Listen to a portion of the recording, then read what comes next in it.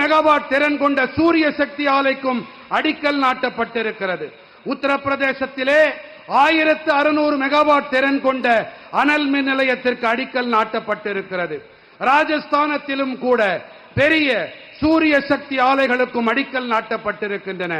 ஊபியில் மிகப்பெரிய புதுப்பிக்கவல்ல எரிசக்தி பூங்காவிற்கு அடிக்கல் நாட்டப்பட்டிருக்கிறது. இமாச்சல பிரதேசத்தில் புனல் மின் நிலைய திட்டத்திற்கும் அடிக்கல் நாட்டு விழா நடந்தேறி இருக்கிறது. சத்தீஸ்கடிலே ராய்ப்பூரிலே 4G எத்தனால் ஆலைக்கு அடிக்கல் நாட்டப்பட்டிருக்கிறது. ஊபியிலே நொய்டாவிலே கழிவுநீர் சுத்திகரிப்பு ஆலையிலிருந்து வெளியேறும் நீர் மூலம் பசுமை ஹைட்ரஜன் தயாரிக்கும் பணி தொடங்கப்பட்டிருக்கிறது. இது கடந்த சில நாட்களில் செய்யப்பட்டிருக்கும் அடிக்கல் நாட்டு விழா திறப்பு விழாவுக்கான பட்டியலை மட்டுமே உங்களுக்கு அளித்திருக்கிறேன்.